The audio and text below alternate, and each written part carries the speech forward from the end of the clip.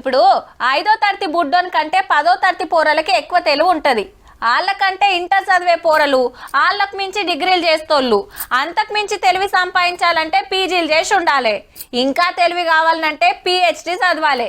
ఇట్లా ఎవ్వరు ఎంత చదివితే అంత తెలివి మంతులు అవుతారు, సైంటిస్టులు సుతా అవుతారు, అంతే కదా. కానీ వీళ్ళందరికంటే సుతా తెలివి గల్లోళ్ళు ఉన్నారు. ఇంతకు వాళ్ళు ఎవరంటారా? ఇంకెవరు, ఎక్కడనో ఉండి మన అకౌంట్లకు సూటి పెట్టే సైబర్ దొంగలు. ఇక ముచ్చటేందంటే జమానా ఎట్లా తయారైందంటే చదువుకున్న వాళ్ళకంటే చదువుకున్న వాళ్ళే నయము. అవు మరి సైబర్ దొంగల చేతిలో గుండ్లు కొట్టించుకున్న వాళ్ళ దాంట్లో పెద్ద పెద్ద చదువులు ఎలుగబెట్టి పెద్ద పెద్ద జాబులు చేస్తున్న వాళ్ళే ఎక్కువ.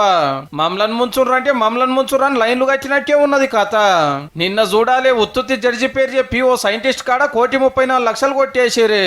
తిరుపతిలో రిటైర్ అయిన ఓ టీచర్ కు మస్కా కొట్టి 1,20,00,000 ఊడ్చిపడేసిరు అకౌంట్లకి వెళ్ళి.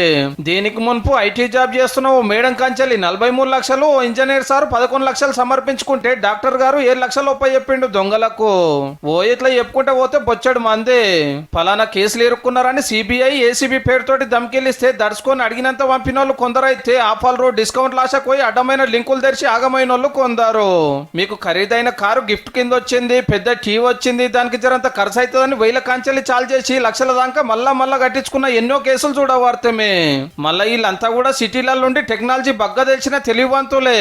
అదే మా నూరోళ్ళకి ఫోన్ చేసిరనుకో, అచ్చా అట్లనా అయితే ఏంది ఇప్పుడు, అరే నా కాడ పైసలేడున్నాయివా, ఏమన్నా ఉంటే నువ్వే పో అని అంటారు.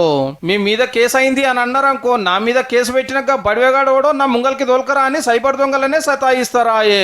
మొన్న చూడాలి, ఉత్తరప్రదేశ్ లో ఒక పల్లెటూరు అన్న ఉల్టా పైసలు గుంజిండు దొంగ బడివే కళ్ళ తాన.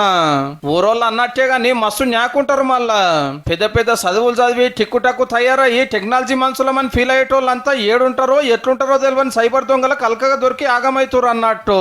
అయ్యో అనుడు కాదు, మీరు పైలం మరి.